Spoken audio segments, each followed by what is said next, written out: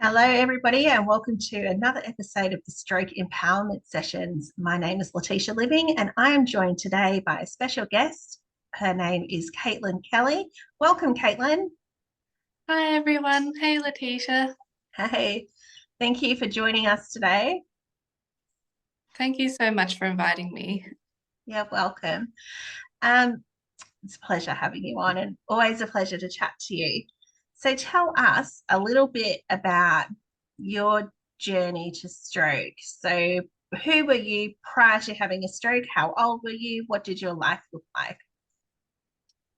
Okay, so I was 22 years old when I had my stroke. I was a childcare worker, pet sitter, and yeah, that's pretty much it. I worked in childcare for 5 years. And at the time, I was working at a bush kindy, which I really loved. And I was in the nursery room with the babies, which is something I thought I would never do, but I absolutely loved it. And yeah, only I think I worked my last day of work on a Friday, and on the Sunday, I was actually in my townhouse with my roommate, and we had decided that we would go to our local cafe for breakfast. It was in walking distance of the townhouse, and I'd woken up at 8 o'clock that morning with like a mild headache, nothing major. And we decided that we would go and have breakfast together at 8:30. So my task was to meet her downstairs in the living room. And I said, yep, all good. I'll just have a shower and wash my hair. So I went into the shower and I had a shower, obviously. I can't remember if I'd washed my hair or not. But I remember I was stepping out of the shower and I thought that I had slipped. So I had slipped and fallen, or so I thought. And then I went to try and get up, but I couldn't get off the ground.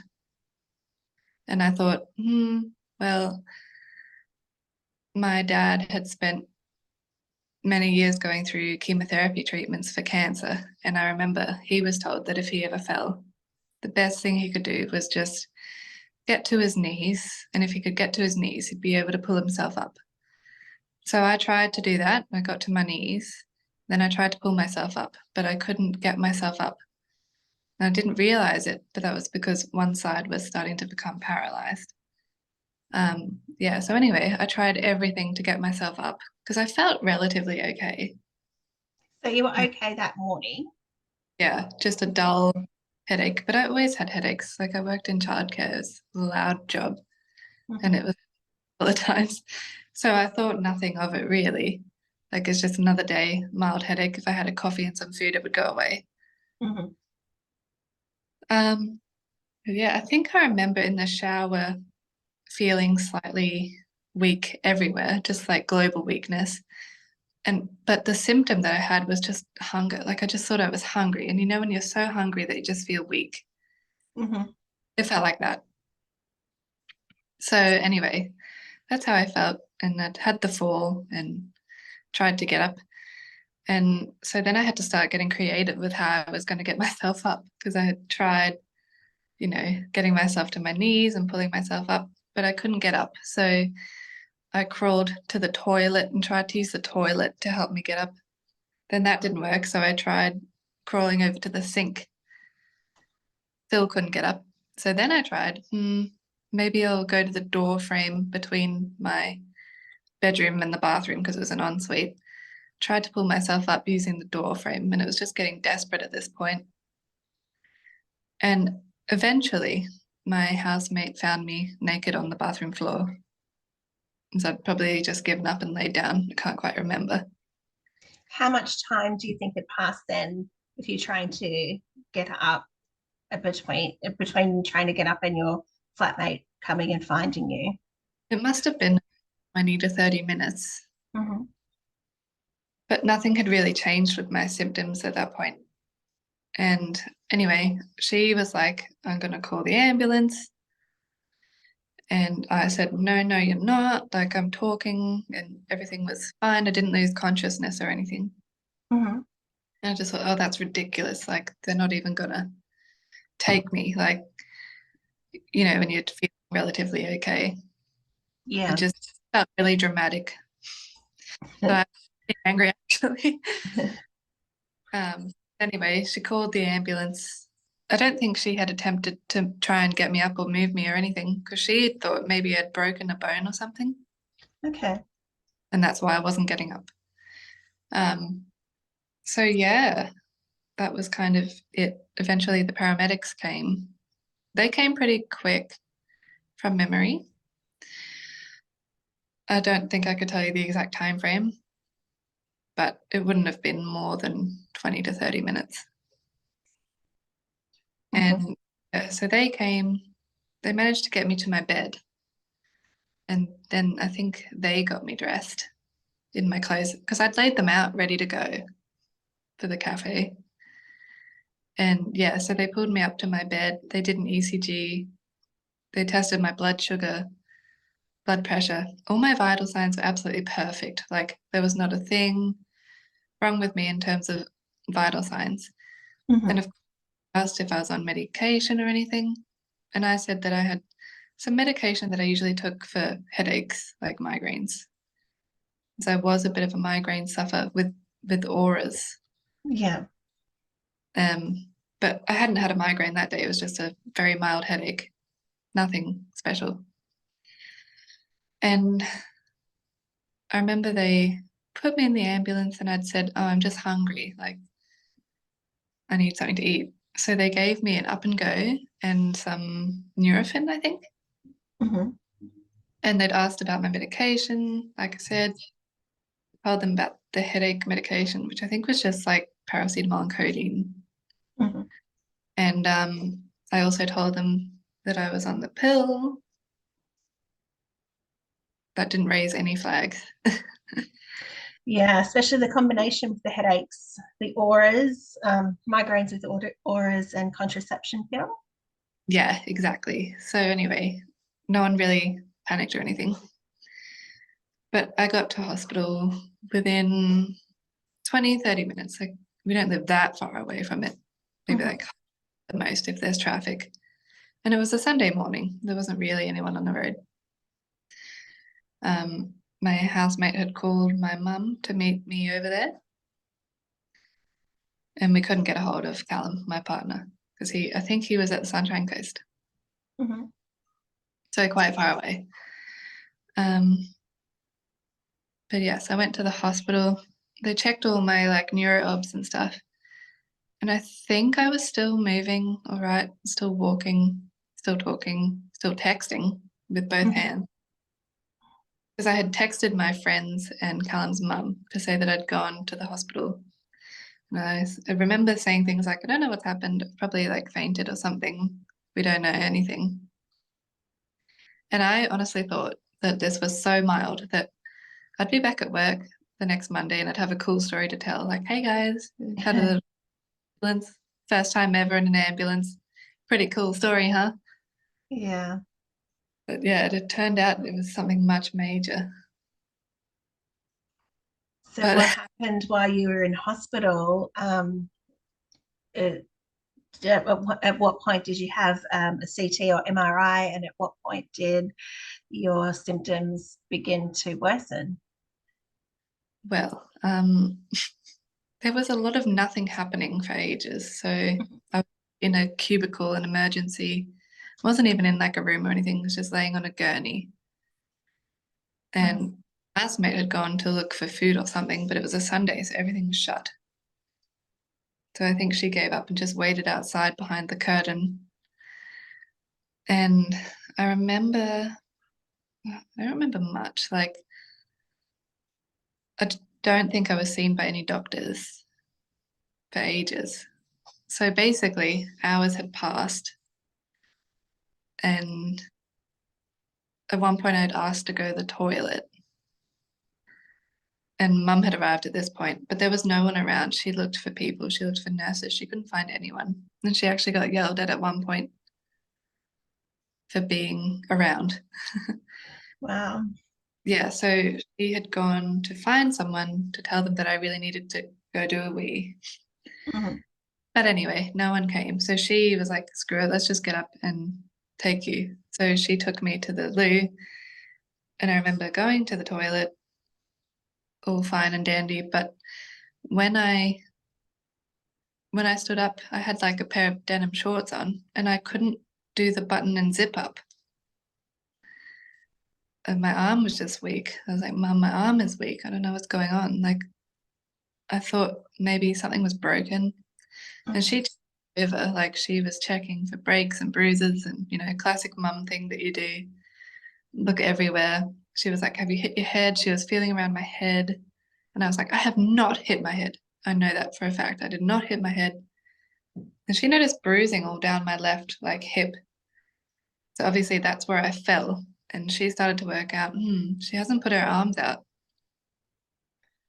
Mhm. And anyway, I got back to my little gurney cubicle thing, and a student doctor had come in and he said, what makes a 22-year-old fall over? Like, that doesn't happen. So he was like, I think we need to start looking for strokes or brain tumors, that kind of thing. So it was a student doctor that had worked it out. And then eventually I was finally sent for an MRI. And this was like maybe 5 hours later. And then by that point, it was a bit late. They had found I'd had a stroke. So 4 or 5 hours later, So yeah.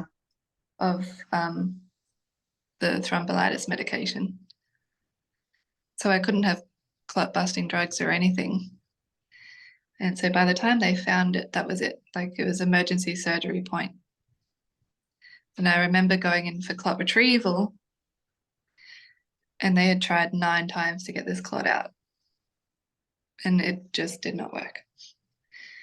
But I remember actually going in and, saying goodbye to mum before theatre and thinking, oh, this is fine. Like, they do this sort of thing all the time, clot retrieval. Like, it'll be great.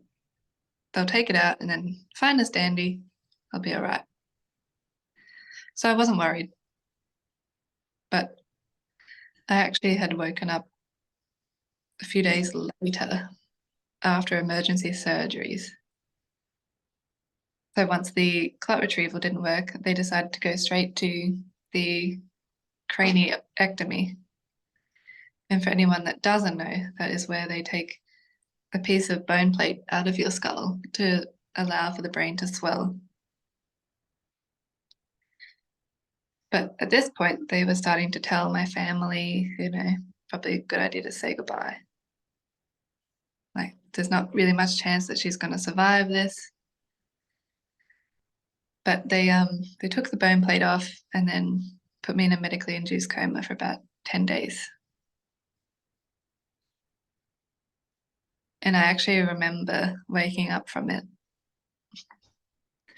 And I had said to mum, I was in ICU at this point. I had said to mum, get my Taylor Swift tickets off the fridge, like the concert's tonight. I have to go. Maybe she'll feel sorry for me, like she's good with her fan base. You know, maybe they could wheel me in a hospital bed or something. I don't know. Little did I know what was going on behind me was like life support and like tubes and stuff. I was connected to every piece of machinery you could think of. I had no idea. So you thought it was still the same day, but in fact, 10 days had actually passed. No, I actually knew the date when I had Mhm. woken. I'm not sure whether that was just from like listening to other people. When you're in a hospital, they make you, do you know where you are? What's the date? Who's the Mhm. whatever? I think the prime minister had changed like twice in that time. Mhm. So it got really confusing. But yeah, I actually remembered and I was like, I want to go to the Taylor Swift concert. It'll Ah, right. Yeah. And then the next day, I was like, happy birthday, mum. And the doctor was like, is that true? Is it your birthday? And mum was like, yeah, it is. She's right. And that is how they knew that I would survive because I was so aware of my surroundings and like the date and everything. So they knew it was risk to do all the surgeries. So I actually did another one to take a piece of my temporal lobe out. that was just like dead tissue. And that was to reduce like seizure risk and stuff. Because I think at one point I'd had a seizure, but no one really knew what was going on. Hmm. But yeah, I almost died from having ventilator acquired pneumonia. And I remember them actually draining my lungs. Like they had to use suction. And it was just gross. They'd make you cough, and the physios would come pound you on the chest and then they suck out all the fluid that was inside my lungs, which was gross. But that in itself could have killed me, and that just complicated the recovery a bit. How, yeah, it's quite a lot to go through, isn't it? So unexpected and at such a young age.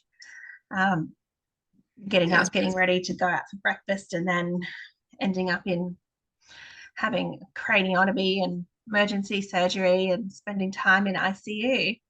I don't know. And when I realized that there was a piece of bone missing, like I was pretty disgusted with myself, I guess. Like, ew, this is horrible. Like, it didn't look like me anymore.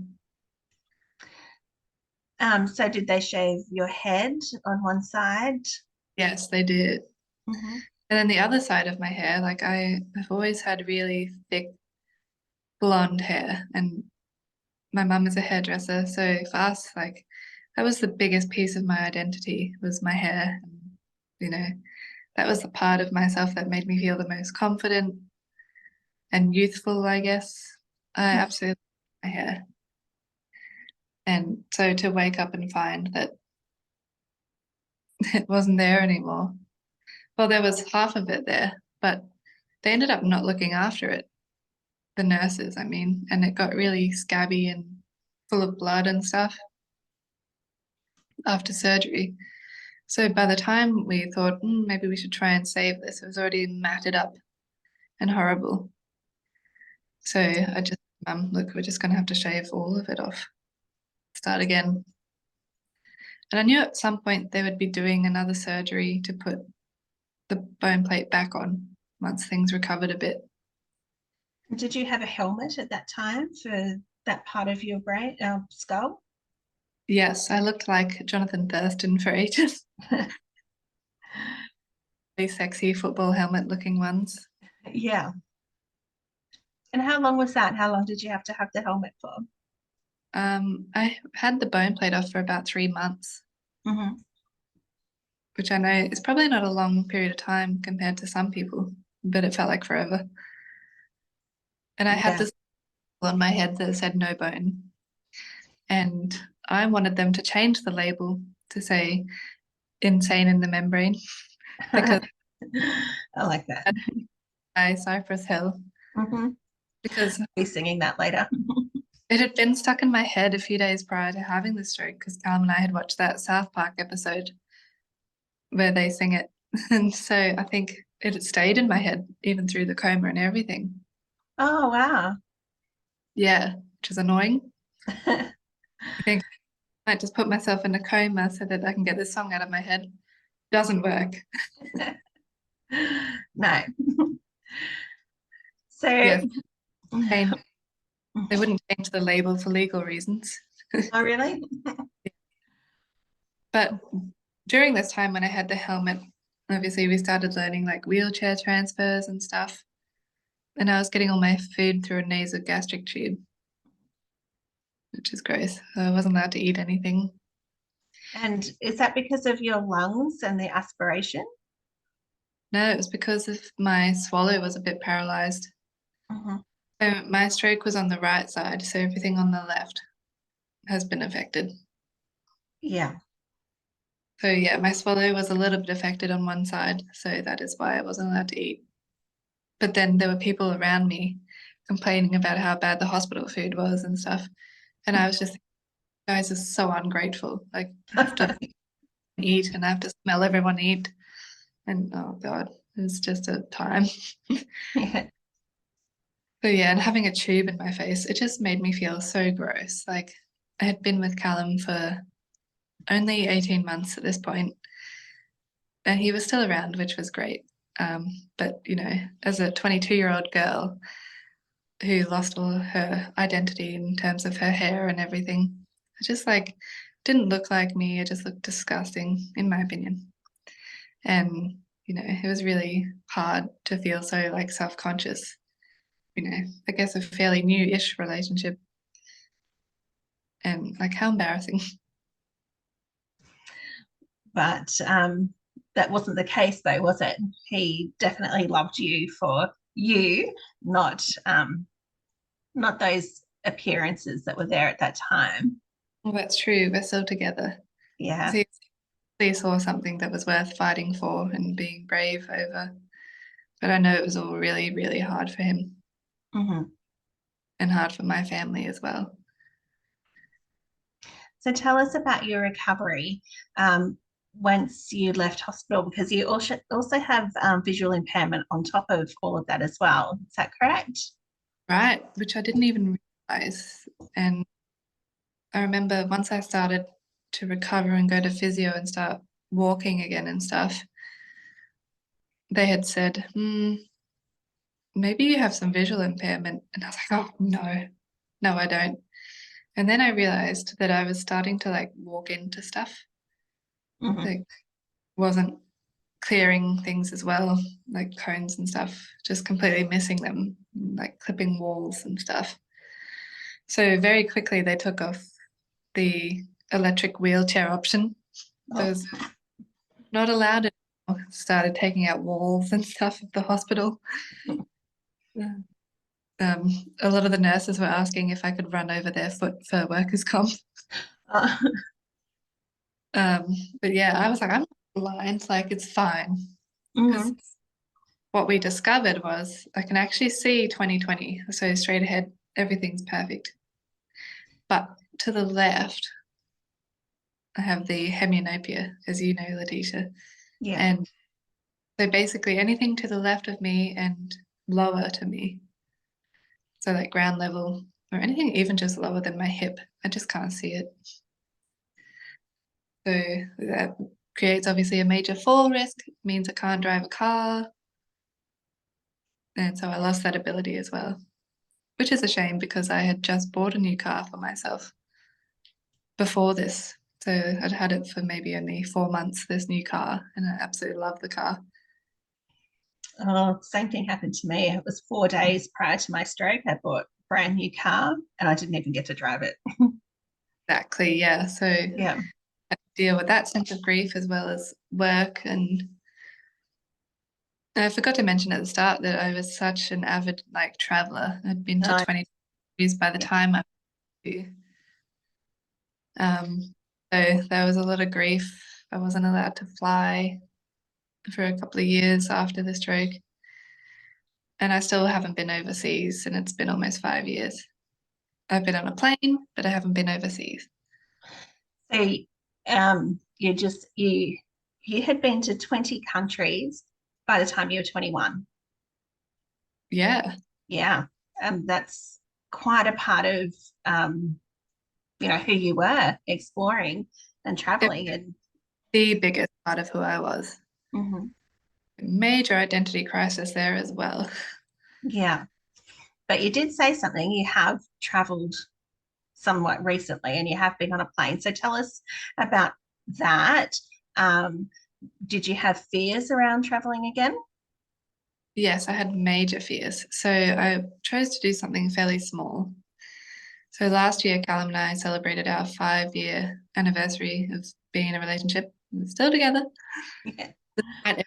And so I thought we needed to do something kind of bigger, I guess. And he always talks about growing up in Tasmania and what that was like. So we went to Tasmania just for a week. And I did lots of bushwalking and stuff, managed to climb 230 stairs in one go. And like, I was so proud of that. Actually, I found the cold weather really helped with my pain because it's less humid in Tasmania. So yeah, that was really awesome. It went well, but obviously my fears had been realized at one point. It wasn't all fine and dandy. Hmm. I actually had a fall because of my vision. I had tripped in a car park and I fell on my affected hand, my left hand. And effectively, I punched the ground because obviously I can't reach out to catch myself. And I had missed it in my vision line. There was like a concrete block. Did you injure yourself? Yeah, I actually broke my hand. Oh, no. Yeah, but I didn't realize it was broken. So I said to Callum, no worries, like we'll just go to the chemist across the road from the car park, grab a instant ice pack, right as rain. So Mm, and we drove to from Cradle Mountain to no, it was Sheffield actually. We drove from Sheffield to Beaconsfield because I wanted to see the museum there and check it out. And me being me with travel, like I just have to charge through. I'm gonna get through this. It's gonna be fine. And I was in a lot of pain in my hand. It was swollen as if someone had blown up a like a medical glove. My mhm. hand, someone had inflated it. It was very swollen. But I wanted to see the museum. So I've walked around the museum with this throbbing hand, and it was okay. Ish. I saw everything I wanted to see, and we got on a plane that afternoon. Worst thing I could have done, because obviously it swelled up even more, Mhm. 30,000 feet or whatever. And I got home and I said to Mum, look, everything was amazing, perfect trip. I had two falls in that time, but the first one was okay. And the second one was when I broke my hand and I got home. I flew all the way back to Brisbane with this broken hand because I didn't realize it was broken. And I went to bed that night and I was like, just take some pain relief and go to bed. Next day, it was like black. Wow. Yeah. And it turns out it was broken. So, of course, I couldn't do my rehab for my hand anymore. And I had to wait for it to heal over like 6 weeks before I could go back to therapy. And it just got weaker. So, yeah, that was a real negative experience in terms of the travel. It hasn't really put me off, but I am a bit worried. So, I haven't taken the big step to go any further than Tasmania yet. Mhm. Maybe next year. Yeah. Oh, I think it's amazing that you've done that. You've taken that first step, and sometimes things happen that are unavoidable, and Yeah. if it's all part of the planning and knowing where your limits are and making sure you've got the right support with you. I think that I haven't changed at all in terms of the travel adrenaline there. Because despite breaking my hand, like prior to that, I hadn't had any pain, any of my normal pain or anything. And I was able to cram a lot more into a day without napping, Hmm. really bad fatigue now as well. But yeah, so it was really good.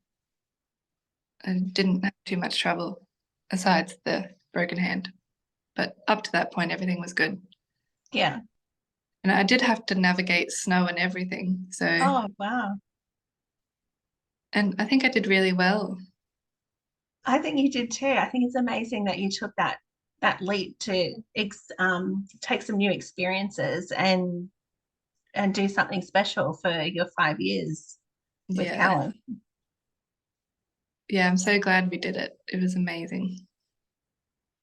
So you've come so far on your journey. Um, is there anything that you would like to share or any advice that you would give to stroke survivors who are just starting out on their journey that may have, some of the same things that you've been through? They've had a craniotomy, their appearance has changed, they're completely paralyzed on one side. Like, what advice would you give to them? I think that I would say that for me personally, having had my appearance change for a little while, like my hair's all grown back, it's just be patient.